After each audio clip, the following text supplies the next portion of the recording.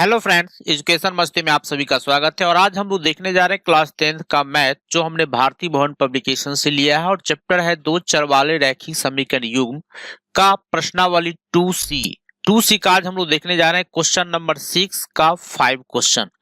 5 question में क्या कहा जा रहा है ये थोड़ा ध्यान से देखिए। क्वेश्चन में कह रहा है कि वह भिन्न निकालें जिसके अंश में एक जोड़ने पर और हर में एक घटाने पर भिन्न एक हो जाता है। ठीक है, तो फिर कह रहा है और केवल हर में एक जोड़ने पर भिन्न 1/2 हो जाता है। यहाँ पे क्लियर किया हुआ है। तो भिन्न है तो सबसे पहले हम लोग इसमें मान लेते हैं, भिन्न है तो अंश और हर तो होगा ही। तो यहाँ पे हम लोग मान लेते हैं कि माना कि अंश बराबर x और हर बराबर हम लोग मान लेते हैं y। इसीलिए भिन्न मेरा क्या हो जाएगा, भिन्न हो जाएगा मेरा अंश बट्टा हर, यानी x बट्टा y हो जाएगा। ठीक है, अब यहाँ पे देखिए प्रश्न में क्या कहा जा रहा है हमको। यहाँ पर इस चीज को ध्यान से देखिए, यहाँ पे बहुत इंपॉर्टेंट बातें हैं और उससे आपको समीकरण निकलेगा। तो यहाँ पे हम लोग लिखते हैं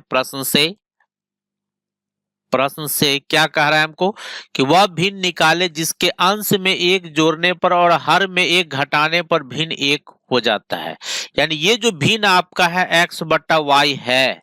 अब कह रहा है कि अंश में एक, अंश यहाँ है, अंश में एक जोड़ने पर तो हमने जोड़ दिया, और हर में एक घटाने पर तो हर में एक घटाने पर भिन्न एक हो जाता है। भिन्न को हमने एक किया, बट्टा में एक लिया। अब हम लोग क्या करेंगे, इसको क्रॉस मल्टीप्लीकेशन करते हैं। क्या हो जाएगा, इसको अगर इससे आप मल्टीप्लाई करेंगे तो ये आपका हो जाएगा x plus 1 is equal to, फिर इसको आप इससे मल्टीप्लाई करेंगे तो हो जाएगा y माइनस 1। यहाँ पे हो गया मेरा x minus y is equal to minus 1, plus 1 RHS में गया तो माइनस 1।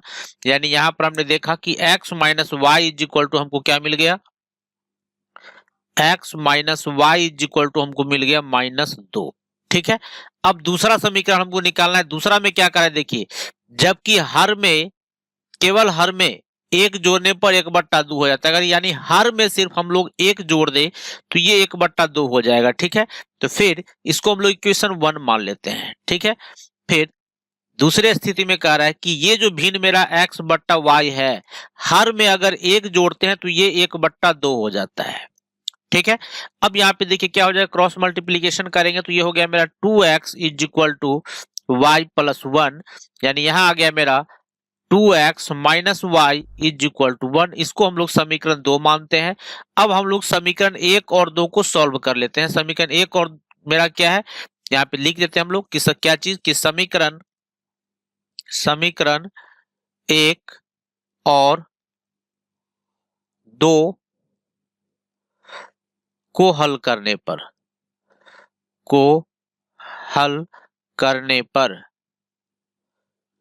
समीकरण 1 मेरा क्या है, ये थोड़ा सा देखिए। यहाँ पे समीकरण 1 मेरा यहाँ है x minus y is equal to -2, और समीकरण 2 मेरा यहाँ है 2x minus y is equal to 1। इस चीज को हम लोग यहाँ पे लिख लेते हैं कि x minus y is equal to -2। ये मेरा समीकरण 1 है। और दूसरा है मेरा कि 2x minus y is equal to है मेरा 1। इसको हम लोग समीकरण 2 माने हैं। ठीक है, अब हम लोग इसको सॉल्व करते हैं। सॉल्व करने के लिए कुछ नहीं, हम लोग y वाले को कैंसिल कर देते हैं। तो y वाले को जहां कैंसिल करेंगे तो हमको क्लियर है कि करने के लिए हमको माइनस करना पड़ेगा, यानी सब्ट्रैक्ट करना पड़ेगा। सब्ट्रैक्ट करेंगे तो क्या होगा, यहाँ पे जरूर लिखिएगा सब्ट्रैक्ट। यहाँ पे हो जाएगा माइनस, ये माइनस माइनस हुआ प्लस, ये माइनस, y वाले से y वाला मेरा कैंसिल हुआ। यहाँ पे बचा मेरा -x बराबर -3। दैट मीन्स इसीलिए x is equal to minus से माइनस कैंसिल हुआ, 3 आ गया। अब ये मान आप समीकरण 1 या 2 किसी में भी डाल दीजिए। हम लोग डाल देते हैं समीकरण 1 में, यानी यहाँ पर लिख लेते हैं हम लोग समीकरण 1 से। समीकरण 1 मेरा क्या है, समीकरण 1 है मेरा कि 2x, नहीं, समीकरण 1 है मेरा x minus y is equal to है -2।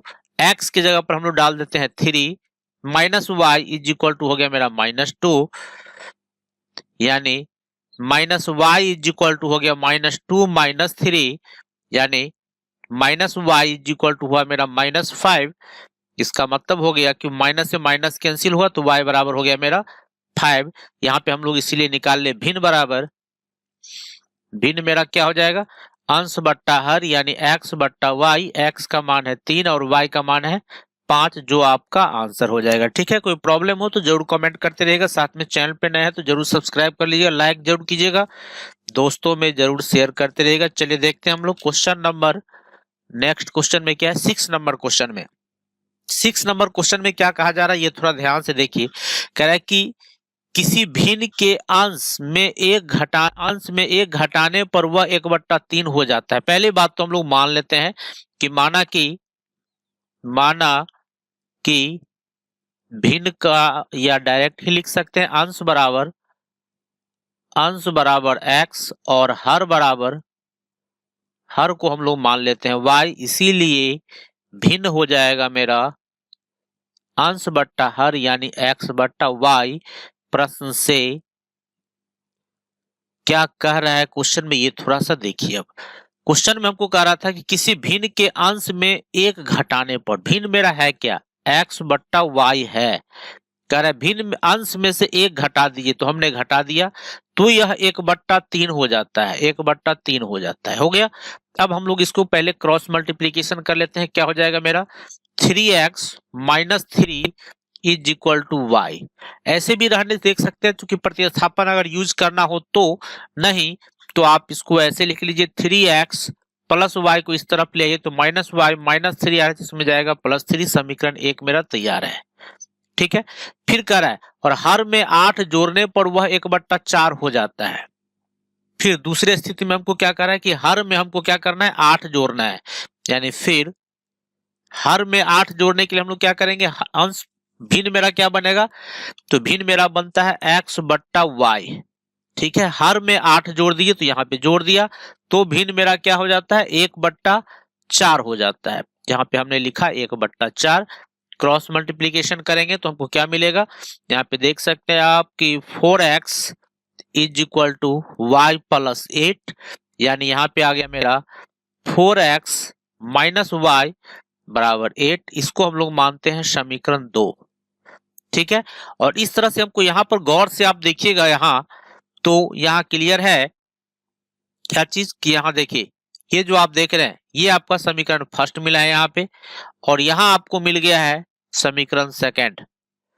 ये आपका समीकरण सेकंड है, यहाँ आपका फर्स्ट समीकरण है और यहाँ आपका क्या है, सेकंड समीकरण है। आप दोनों समीकरण को जिस तरीके से आप सॉल्व करना चाहते हैं सॉल्व कीजिएगा, और सॉल्व करने के बाद इसमें आप सबसे पहले क्या कीजिएगा, आप भिन्न निकालने के लिए आपको x और y का जो आप मान निकालिएगा, यहाँ पे x का भी मान आएगा कुछ, y का भी मान आएगा कुछ, कमेंट में बताइएगा, और तब आपको यहाँ पे निकालना है भिन्न। भिन्न आपका आ जाएगा x बट्टा y, और यही x बट्टा y जो होगा आपका आंसर हो जाएगा। ठीक है, जरूर कमेंट में हमको बताइएगा। फिर मिलते हैं हम आपसे नेक्स्ट वीडियो में। धन्यवाद।